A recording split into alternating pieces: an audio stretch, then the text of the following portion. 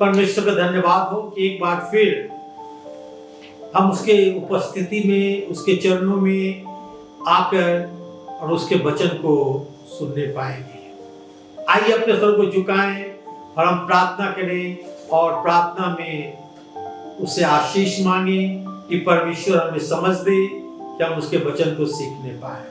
आइए हम प्रार्थना करें। पवित्र महान जीवित सामर्थी प्रभु, बड़ा नम्रता और दीनता के साथ तेरे चरणों के पास आते हैं। धन्यवाद करते हैं आज की सुंदर संगति के लिए, सहभागिता के लिए प्रभु जी, जो तूने हमें दिया है कि एक बार फिर तेरे चरणों पर इकट्ठे होकर और तेरे वचन को हम सीख सकते हैं।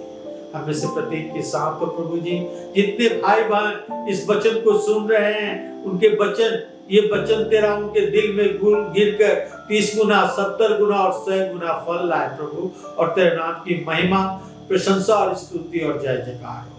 हमें से प्रत्येक के साथ हो, प्रत्येक की तू सहायता कर, मदद कर, अगुवाई कर, प्रभु यीशु ख्रिस्ट के द्वारा।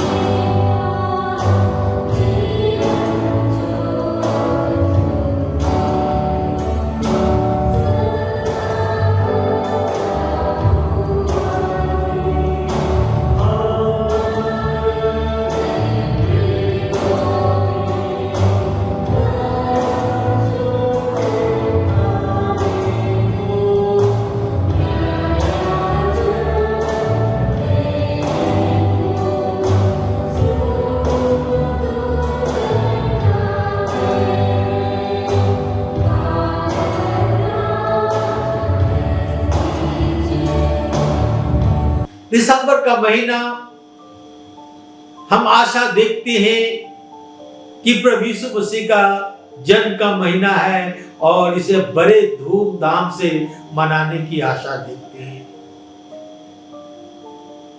आइए हम अपने बाइबल से देखें मत्ती सुसमाचार 2 अध्याय का 1 से 13 पद। यहाँ प्रभु यीशु मसीह के जन्म के विषय में क्या कहता है। इस प्रकार लिखा हुआ है, हेरोदेस राजा के दिनों में जब यहूदिया के बैतलहम में यीशु का जन्म हुआ तो पूरब से कई जोशी यरूशलेम में आकर पूछने लगे कि यहूदियों का राजा जिसका जन्म हुआ है कहां है, क्योंकि हमने पूरब में उसका तारा देखा है और उसको प्रणाम करने आए हैं। यह सुनकर हेरोदेस राजा और उसके साथ सारा यरूशलेम घबरा गया। तब उसने लोगों के सब प्रधानों, याजकों और शास्त्रियों को इकट्ठा करके पूछा कि मसीह का जन्म कहां होना चाहिए। उन्होंने उससे कहा, यहूदिया के बैतलहम में। कोई भविष्यवक्ताओं के द्वारा यूं लिखा है कि हे बैतलहम, तू जो यहूदिया प्रदेश में है, तू किसी रीति से यहूदिया के अधिकारियों में सबसे छोटा नहीं, क्योंकि तुम में से एक अधिपति निकलेगा जो मेरा प्रजा इस्राएल की रखवाली करेगा। तब हेरोदेस ने ज्योतिषियों को चुपके से बुलाकर उनसे पूछा कि तारा किस समय दिखाई दिया था, और उसने यह कहकर उन्हें बैतलहम भेजा, जाओ उस बालक के विषय में ठीक ठीक मालूम करो, और जब मिल जाए तो मुझे समाचार दो कि मैं भी आकर उसे प्रणाम करूं। वे राजा की बात सुनकर चले गए, और जो तारा उन्हें पूर्व में दिखा था उनके आगे आगे चला, और जहां बालक था उस जगह पर पहुंचकर ठहर गया। उस तारे को देखकर वे अति आनंदित हुए। उन्होंने घर में पहुंचकर उस बालक को उसकी माता मरियम के साथ देखा और मुंह के बल गिरकर बालक को प्रणाम किया, और अपना अपना थैला खोलकर उसको सोना, लोबान और गंधरस चढ़ाई। तब स्वप्न में यह चेतावनी पाकर हेरोदेस के पास फिर न जाना, वे दूसरे मार्ग से अपने देश को चले गए। उसके चले जाने के बाद प्रभु का एक स्वर्गदूत स्वप्न में यीशु को दिखाई देकर कहा, उठ, उस बालक को और उसकी माता को लेकर मिस्र देश को भाग जा, और तब तक मैं न कहूं तब तक वहीं रहना, क्योंकि हेरोदेस इस बालक को ढूंढने पर और मरवा डाले। ढूंढने पर है कि मरवा डाले। प्रभु यीशु मसीह के जन्म के विषय में हम देखते हैं कि एक अद्भुत तारा, चमकने वाला तारा, चलने वाला तारा चमका।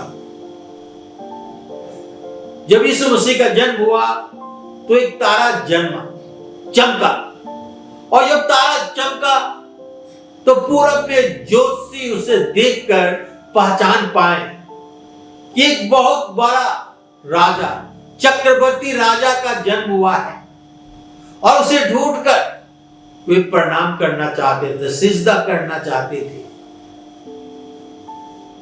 और तारे के पीछे पीछे निकल पड़े कि उस राजा को ढूंढकर और उसे प्रणाम करने पाए, उसकी आराधना करने पाए। और यरूशलेम में पहुंचकर वो पूछने लगे कि यहूदियों का राजा का जन्म हुआ है, वो कहां है, हम उसे प्रणाम करने आए हैं। हेरोदेस और पूरा यरूशलेम घबरा गया, ये क्या कह रहे हैं। उन्होंने कहा, हमने एक तारा देखा है जो यहूदियों के राजा के जन्म के विषय में बतलाता है। हम देखते हैं हेरोदेस राजा सबको बुलाकर पूछता है कि मसीह का जन्म कहां होना चाहिए।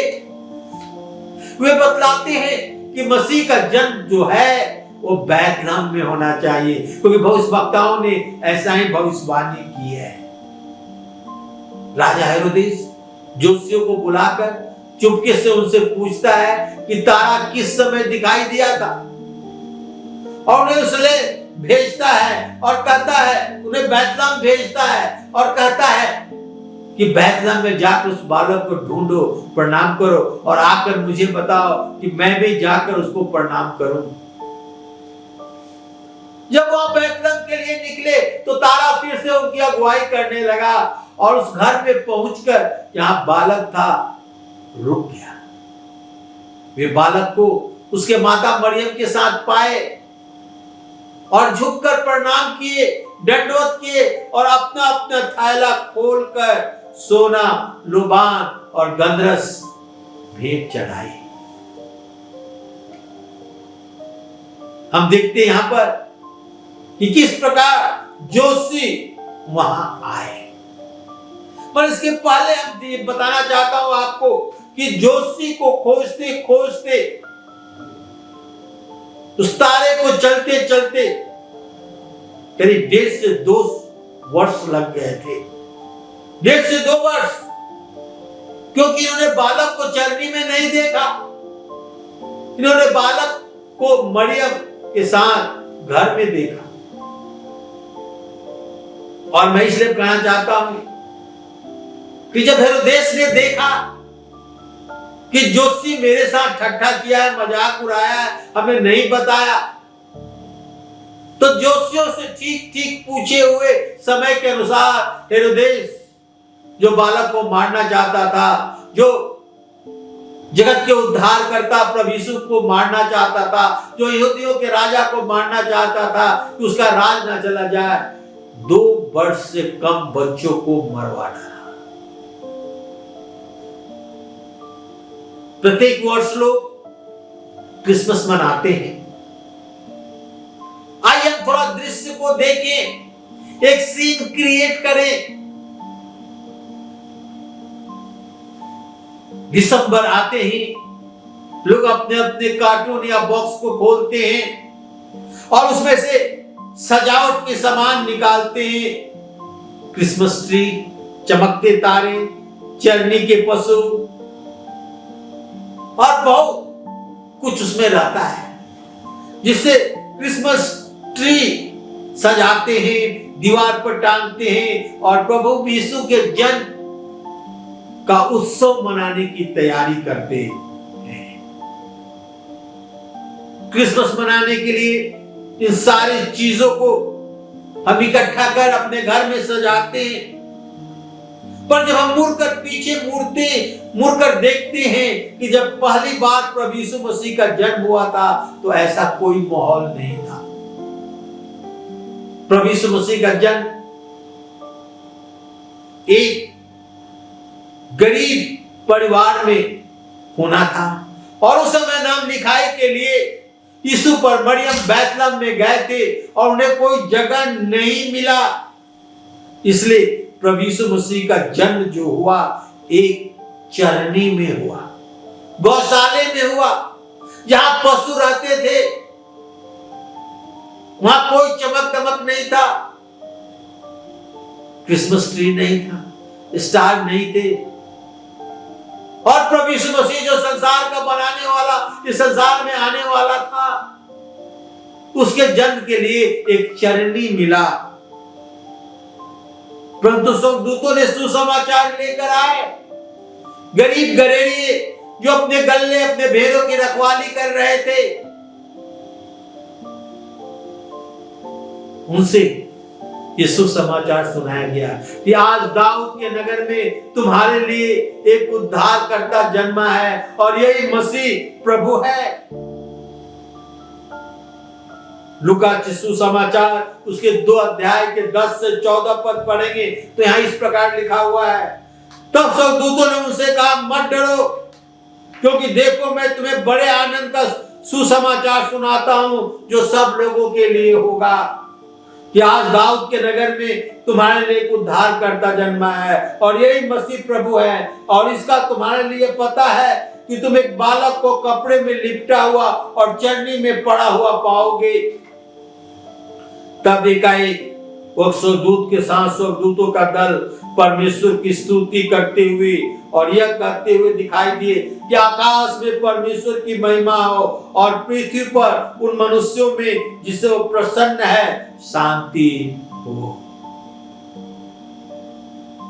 जब प्रभु यीशु मसीह का जन्म हुआ गौशाले में, चरनी में,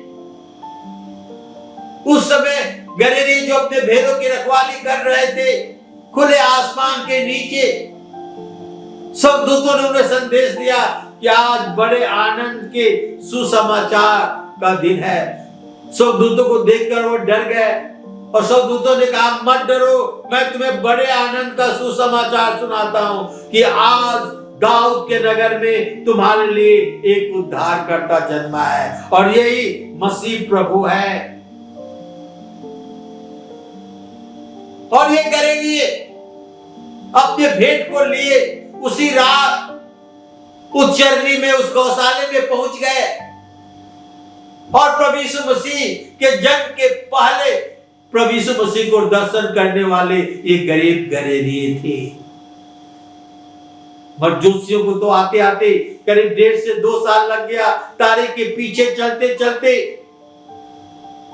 और वे चरनी में प्रभु यीशु मसीह को नहीं देखे, ये जोशी पर घर में देखे और झुककर प्रभु यीशु मसीह को दंडवत किया और अपना अपना भेंट चढ़ाई जो कि सोना, लोबान और गंधरस था। मेरे भाई और बहनों, आज हम उस तारे के विषय में कुछ सोच ले, देख ले। एक गाइडिंग स्टार, एक मार्गदर्शक तारा, एक मार्गदर्शक तारा।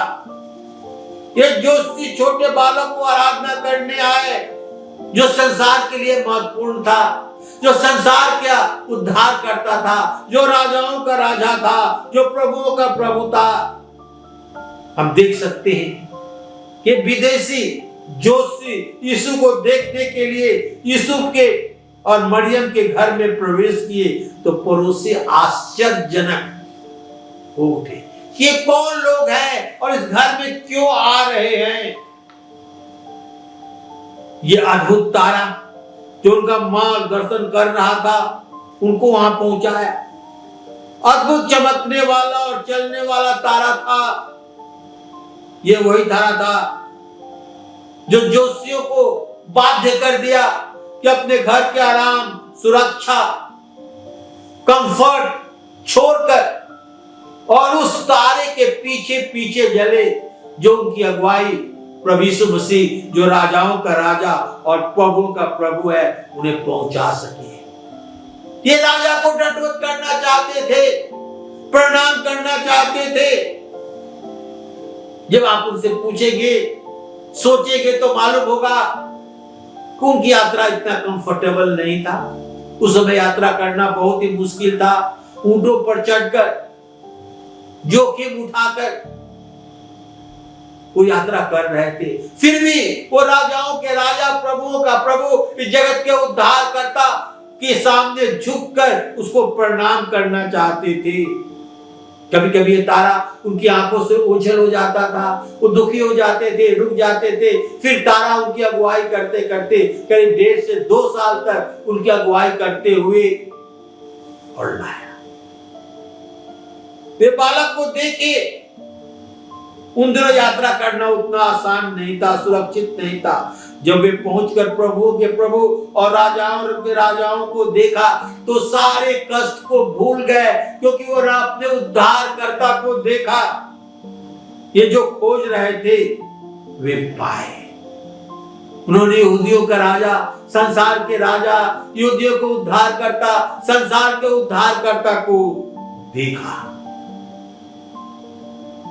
तो आपने देखा किस प्रकार ये तारा जो था वो मार्गदर्शक तारा था, गाइडिंग स्टार था। दूसरा, वर्शिप एंड गिफ्ट, आराधना यो भेंट जोशियों ने जो एक प्रभु के लिए ले आए वो बहुत ही मूल्यवान था। मरियम और यूसुफ के सारे धन से कहीं अधिक था। मत्ती 2 अध्याय के 11 पद में लिखा हुआ है, मैथ्यू चैप्टर 2 वर्स 11। उन्होंने घर में पहुंचकर बालक को उसकी माता मरियम के साथ देखा और मुंह के बल गिरकर बालक को प्रणाम किया और अपना अपना थैला खोलकर उसको सोना, लोबान और गंधरस भेंट चढ़ाई। क्या आपको आश्चर्य लग रहा है कि छोटे बालक में ये जोशियों ने क्या देखा कि झुककर प्रणाम किया और अपना अपना थैला खोलकर सोना और गंधरस और लोबान चढ़ाया। क्या ये बालक दूसरे बालकों से भिन्न दिख रहा था? नहीं, बिल्कुल नहीं। क्या उनके आसपास उनका घर ऐसा लगता था कि उनके सामने गिरकर प्रणाम करें? नहीं, बिल्कुल नहीं। पर जोशियों ने विश्वास किया कि परमेश्वर ने उन्हें उद्धार करता दिखाया है। जोशियों ने विश्वास किया कि परमेश्वर ने उन्हें उद्धार करता दिखाया है। उसके आसपास के लोग बाद में समझ पाए कि परमेश्वर उनकी यात्रा को उद्धार करता और राजाओं के राजा को दिखाकर उनकी यात्रा सफल किया। मेरे भाई और बहनों, काश हम भी प्रभु यीशु मसीह के पास आए, गिरकर दंडवत करें और अपना भेंट उसे चढ़ाएं। परमेश्वर उनकी आराधना भेंट से प्रसन्न था। सोना, लोबान और गंधरस उस समय बहुत ही मूल्यवान था। ये जोशी यहूदी नहीं थे, पर यहूदियों के राजा के लिए उनके मन में बहुत आदर था। उद्धारकर्ता के लिए उनके मन में बहुत आदर था। वे बहुत त्याग और हजारों मील चलकर बालक का आराधना किए और महसूस किए कि एक बालक एक दिन राजाओं का राजा होगा, उद्धार करता होगा और मनुष्य जाति को उनके पापों से बचाएगा। तीसरी बात, परमेश्वर की सुरक्षा, गॉड्स प्रोटेक्शन। स्वर्गदूत ने मरियम और यूसुफ को संदेश दिया कि इस बालक को लेकर दूसरे देश में चला जा। गलीलियों को संदेश दिया कि स्वर्गदूत की झुंड भी देखा और सुना। परमेश्वर ने इन जोशियों को भी संदेश दिया कि हेरोदेस के पास वो न लौटे, दूसरे मार्ग से अपने देश को चले जाए। परंतु शैतान खुश नहीं था, इस छोटे बालक को मार देना चाहता था। जब वो हेरोदेस के दिमाग को बदल देता, उसके मन में अपना राज अधिकार खो देने का डर था। मत्ती सुसमाचार 2 अध्याय का 12 और 13 पद। तब स्वप्न में चेतावनी पाकर हेरोदेस के पास फिर से ना जाना, वे दूसरे मार्ग से अपने देश को चले गए। उनके चले जाने के बाद प्रभु का एक दूत ने स्वप्न में यीशु को दिखाई देकर कहा, उठ, उस बालक और उसकी माता को लेकर मिस्र देश में भाग जा और जब तक मैं तुझसे न कहूं वहीं रहना, क्योंकि हेरोदेस इस बालक को ढूंढने पर और उसको मरवा डालने पर है। 16 पर जब हेरोद ने देखा कि जोशियों ने मेरे साथ ठट्ठा किया तो क्रोध में भर गया और लोगों को भेजकर जोशियों से ठीक ठीक पूछे हुए समय के अनुसार बैतलहम और उसके आसपास के सब लड़के जो 2 वर्ष या उससे छोटे थे मरवा डाला। हम देखते हैं कि हेरोदेस पूछा था कि तारा किस समय चमका और उसी के अनुसार बैतलहम उसके आसपास के सारे बालक जो 2 वर्ष उसके नीचे थे मरवा डाला। चौथा पॉइंट हम देखेंगे, मसीह के आने का कारण रीजन व्हाई क्राइस्ट केम। मसीह के आने का कारण क्या था? प्रभु यीशु की केवल भेंट या स्वर्गदूतों के संदेश या ज्योति की आराधना या चमकने वाले तारे के लिए आए थे? नहीं। या केवल छुट्टी के दिन देने के लिए आए थे कि हम क्रिसमस के दिन छुट्टी मना सके? नहीं। अगर केवल इसके लिए आए तो उनका आना बेकार होता। परंतु प्रभु यीशु मसीह उनके पापों से बचाने के लिए आए। प्रभु यीशु मसीह इस मनुष्य जाति के पापों से उन्हें बचाने के लिए इस संसार में आए। पहला तिमोथी 1 अध्याय के 15 पद में लिखा है, 1 तिमोथी चैप्टर 1 वर्स 15। ये बात सच और हर प्रकार से मानने योग्य है कि मसीह यीशु पापियों को उद्धार करने के लिए जगत में आया, जिसमें सबसे बड़ा पापी मैं हूं। पौलुस प्रेरित कहता है कि प्रभु यीशु मसीह पापियों को उद्धार करने के लिए जगत में आया और जिसमें सबसे बड़ा पापी मैं। मेरे भाई और बहनों, हम देखते हैं कि प्रभु यीशु मसीह इस संसार में इसलिए आए कि वो पापियों को बचा सके, हमें और आपको हमारे पापों से बचा सके। हमारा स्वर्गीय परमेश्वर अपने पुत्र प्रभु यीशु मसीह को संसार में इसलिए नहीं भेजा कि हम क्रिसमस का त्योहार केवल मनाएं। ठीक है, हमें सजाना चाहिए, हमें क्रिसमस ट्री लगाना चाहिए, हमें स्टार लगाना चाहिए, मगर उससे भी बहुत महत्वपूर्ण बात यह है कि हम प्रभु यीशु मसीह को अपना उद्धारकर्ता स्वीकार करें।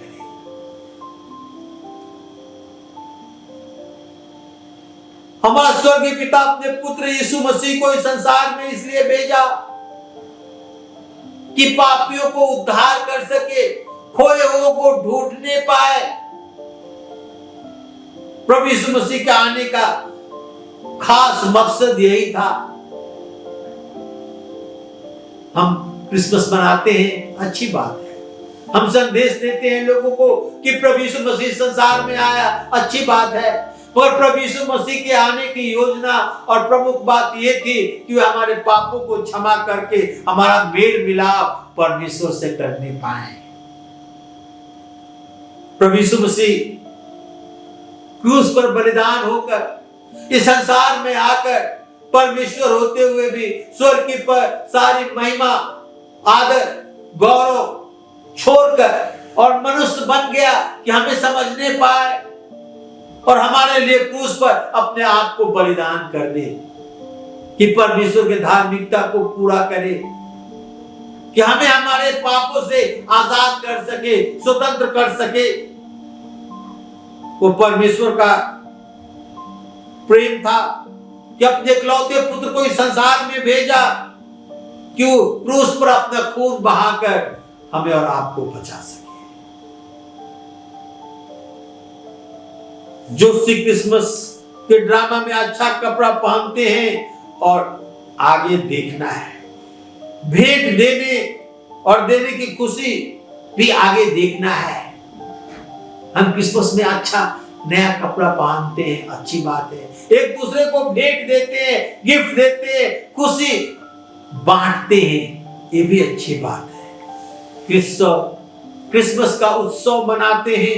इस क्रिसमस में जो हम चमकते दिखते हैं उसे आगे देखना है। हम इन सारी चीजों से आगे देखना है और वो ये है, क्या हमने प्रभु यीशु मसीह को अपना उद्धारकर्ता स्वीकार किया?